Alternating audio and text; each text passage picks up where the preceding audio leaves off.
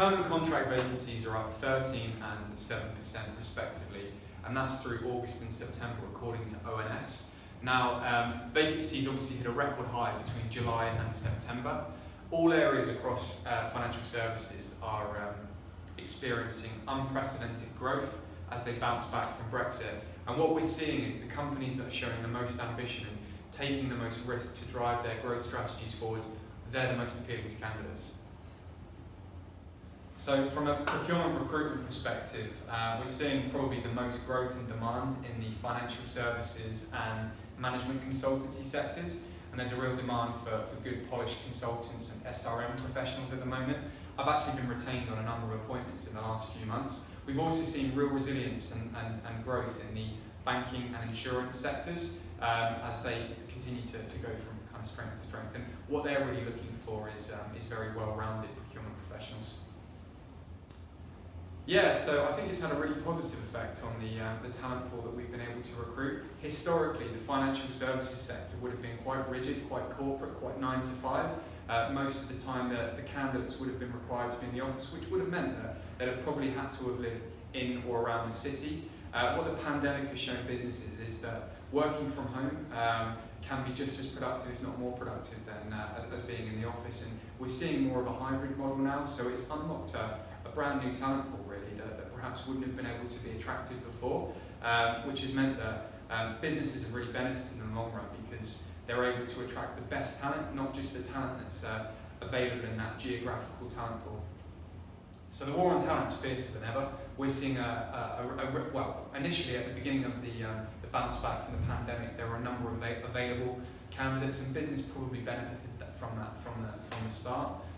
What we're seeing now is that there are fewer candidates applying for roles. It's much more difficult to attract those candidates, and the candidates that are good and are highly sought after, they'll be in 3 to 5 processes. So what it means is, where companies are now trying to save more money and budgets being probably cut now, good procurement professionals are in higher demand than they've ever been. So even when you've got a candidate in a process who you think will accept a role, they might accept it, but then they might be bought back and counter-offered by their current company. So you've got the fear of the counter-offer, you've got the fear of 2 to 3 other processes, and where we're seeing companies have most success is when they can be really agile and really slick with their processes. So the quicker that they can get a verbal acceptance and get an offer out within 24 to 48 hours, and they can get the whole process wrapped up and maintain constant dialogue with the candidate. Where we're seeing processes fall through is when you have that initial great conversation with the candidate, you get a verbal acceptance, and then it's just radio silence for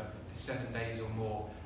That's when other companies can swoop in, or they can start to get cold feet and start speaking with their own employees. So the message we really want to send to prospective employees is to be as quick and as agile as possible. Now, we appreciate it's not always possible, but anything that you can do to move it along and get the process wrapped up really quickly is going to benefit you in the long run. So I would say that the good companies out there, they're being really open and transparent with their dialogue to both recruiters they've engaged with and also the candidates that they're trying to engage. They're maintaining constant communications on timelines and managing their expectations accordingly in a very timely manner.